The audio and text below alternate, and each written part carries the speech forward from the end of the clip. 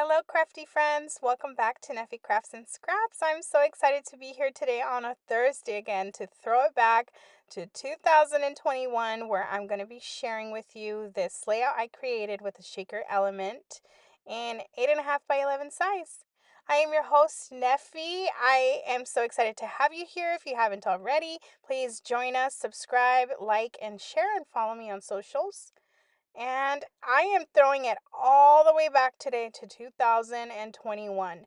I had an opportunity back in late winter 2021. Well, I would say like January type winter of that year, and it was an opportunity to be a guest designer at a cherry on top, and I got to create a couple of layouts with the kit that I got to order. I got to select my own supplies, and I got to create about 4 projects for their blog. This is one of them. And I really was just feeling so playful. I was inspired by a pattern paper that I have actually linked in the blog post. So if you actually want to see the details to the supplies that I used, please check out the blog post. I won't go into specific detail during the process video, but I had fussy cut all these little scalloped strips. The pattern paper itself had a bunch of stripes of the scallops, and I decided to cut them out of the pattern paper and then slice them in half to then create kind of like this like raised element on my page that also helped create a background and was just so colorful and playful. I really did enjoy this process here. I was unsure if I was going to use my sewing machine. You can see I have it right next to me. But because I did raise them on pop dots, I decided this is fine. Let's just go with a dimension and play with it. And so the next thing was to bring out this shaker element. So in the shop on a cherry on top, there were these little globe style plastic circles that were used for shaker elements and cards. And I had also ordered a bunch of sequins from these Sizzix ones you see here on the left hand side. So I decided that what I was going to do was choose a photo with a small image, which is my son swinging there when he was just a little baby. He's so big now. He's 10, almost 11, and I can't believe like I'm now reminiscing over his little self back in the day. But anyways, I have an image of him swinging and also like going with that fun element idea. And I added these sequins to that little circular plastic and very carefully placed my subject into the center of that shaker element. And you can see here, I'm shaking it up and I'm trying to see how it looks. I think it looks amazing. You can tell that he's on a swing and we're only partially covering his feet. So then I go ahead and shake it around to see how it looks. Not too much of sequins in there because we still want to be able to see the picture. And then I did cut around it, and then I'm going to be beginning to kind of create the layers around the focus of my page. So it was very easy to stick on. There's already a sticky element, I guess, like adhesive to the, oh my goodness, what do we even call it? The little plastic globe thing.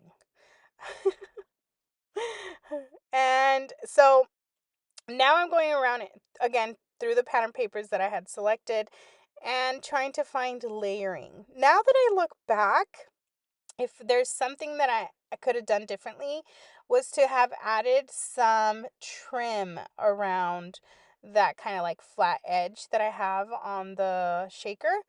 And instead of adding this as like a layer in the background, the pattern paper, I think having added a little bit of trim or a little bit of pom-pom or like a ruffly trim that matched with the colors in my layout probably would have been a cute element. But this is what I did this time. I'm just kind of like looking back, thinking back how I could have made it better. Because there was that, kind of adhesive area there that's kind of flat. And it didn't bother me originally, but now looking back, I'm like, okay, I could have had different options to cover that up. And it's still a good idea, even when you're thinking back to how you could now use these shaker elements on a layout. And so my next favorite thing, of course, is the splatters. And I'm going with some acrylic paint. It was kind of like a minty. I'm going with the greens and the minty colors, with some water to really kind of soak my page on with these little splatters. You can see I really went crazy with that. And I have additionally kind of created kind of like a tag or a ribbon tail for my circular element here, and it almost helps it look kind of like a little badge, right? I like how I was able to play with my paper to give some sort of focus and interest to the shaker element instead of just plopping it down straight onto the page. And I am adding a little bit of distress to some of these paper strips just to give it more dimension, more interest. And I'm using sticky foam tape to stick and add more layering elements to this um, cute little shaker pocket. And I'm just trying to find where I'm going to center this. I'm thinking that bottom kind of like off center left. And now I'm going to be playing with the stickers and all the elements, right? So there was a sticker sheet that I got. I'm actually going to link the unboxing of the kit I ordered at the time. I just remembered I did record that and I did share it on my YouTube. So if you want to go back to see what kind of items I am playing with, there is an unboxing for this specific kit with my guest opportunity that I got to have with a cherry on top. In addition to just the guest spot, I was able to receive a very nice allowance to order any items from the shop, which was very nice. I got to order all these supplies that I still have, stashed away.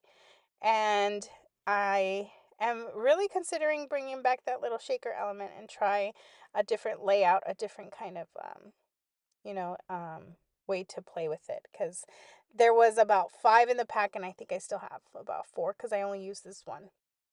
I'm layering a bunch of the chipboard stickers as well. I think these are from a Dear Lizzie kit from 2021, and I am just going in and adding elements to that left side to kind of create a central cluster around my image. And I think that's pretty much it for this layout, guys. You can see there's a lot of layers, a lot of interest. I like my use of multicolor in this one. There's not one specific color. We have a focus on greens, but we also have a lot of pop of yellows and even a little bit of a pop of red because my son's picture is red. We got a few little sections there where we're playing with so many papers. So here are the close-ups, friends. I hope that you have enjoyed this throwback process video. It's an oldie. I think it's a goodie because we got that shaker element. We don't really see that in layouts, right? And look how cute it looks. I truly hope you guys have enjoyed this process video. Leave me a comment. And like I said, check out the blog post where you can actually get a little bit more details on what inspired me to create this layout. If you haven't already, please subscribe for more of this craftiness. You can follow me online and you can check out even more videos like the ones on the screen right now. Thank you so much, friends, and have a beautiful crafty day. Bye-bye.